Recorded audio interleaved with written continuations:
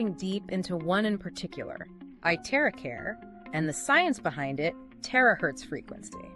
What makes this one so interesting is we're not just talking about a device, really, but a whole technology, potentially, with all kinds of applications. Okay, let's break it down. We've got this device, IteraCare. It uses something called terahertz frequency. What exactly is that, and how does it even work with the human body? So terahertz frequency, it's part of the electromagnetic spectrum. You've got your microwaves, your infrared light. Terahertz is right in there between. And what's fascinating about it is how it interacts with water molecules.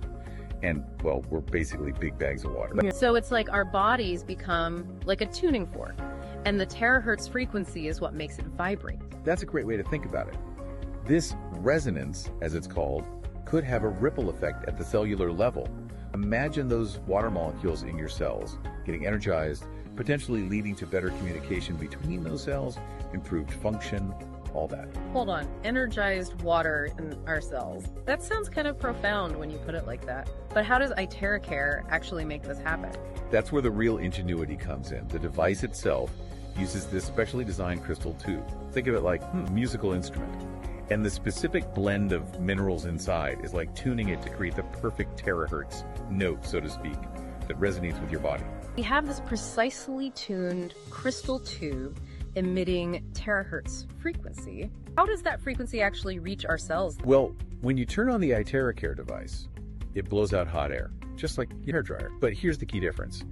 That hot air is carrying the terahertz frequency. And because terahertz waves are non-ionizing, meaning they don't mess with atoms the way something like, say, X-rays do, they can safely penetrate the body, delivering that frequency deep into tissues. Oh, the terahertz frequency hitches a ride on the hot air and goes deep into our body. But there's more to it than just reaching our cells, right? There's this whole connection with body temperature. Can you unpack that a little? Absolutely. The research really emphasizes that our bodies function best at a very specific temperature, around 36.5 degrees Celsius, even a little dip below that.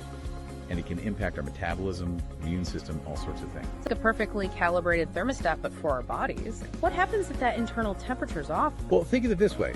Every degree below that ideal temperature could potentially make us more susceptible to getting sick. And some of the research we're looking at even suggests that tumors and cancerous cells actually thrive in temperatures lower than that optimal 36.5 degrees Celsius. Wow, I had no idea there was such a strong connection between just our body temperature and our overall health. That's a serious eye-opener. Where does IteraCare play into all of this? Well, that's where the device's potential to maintain that ideal body temperature comes in. It's really about promoting the body's natural ability to regulate itself, which, as we've seen, is so crucial. It's not about blasting your body with heat from the outside, but working with your body's own systems to achieve that optimal temperature. Precisely. And a key element in all of this is the type of silicon used in that special crystal tube we talked about.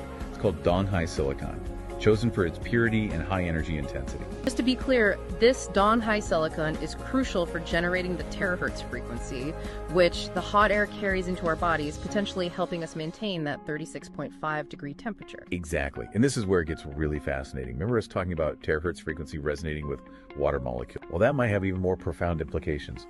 Hold that thought, because we're going to get into that fascinating connection between terahertz frequency and water right after this. All right, before the break, we were about to unlock the secrets of terahertz frequency and its fascinating relationship with water. Ready to dive in? But get this, the human body, right? Roughly 70% water and terahertz frequency.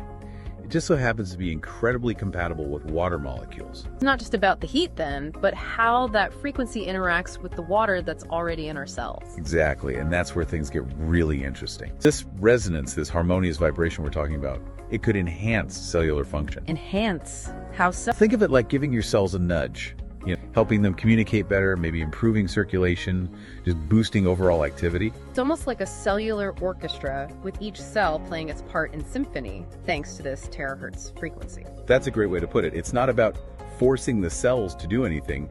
It's about providing the right environment for them to thrive. That makes sense. This all sounds incredibly promising, but I feel like we've only scratched the surface here. What are the larger implications for our health and well-being? Well, that's what I think is so fascinating about this research. They really emphasize the intelligence of the human body. It's constantly working to keep things balanced, keep us healthy. And it does that partly by responding to different frequencies. So our bodies are like highly attuned instruments, constantly picking up on beneficial frequencies and using them to stay in tune. Precisely. And terahertz frequency might be one of those frequencies our bodies have evolved to work with, giving your body the resources to heal and regulate itself naturally. That's pretty amazing. So if this technology can really work with our natural systems like that, could it lead to a whole new era of wellness? That's what the research is suggesting. And in fact, Deshang Health Technology, the company behind IteraCare, they're partnering with Prife International to explore even broader applications. Wow, a powerhouse team up. What kind of applications are we talking? They're being a little mysterious about the specifics, but it's clear they're very passionate about pushing the boundaries of what terahertz technology can do. They're talking about a future where it plays a key role in maintaining our health and well-being long-term. That's exciting stuff, but I do want to inject a little caution here. This is a rapidly evolving field, and I think it's important to stay grounded. Absolutely.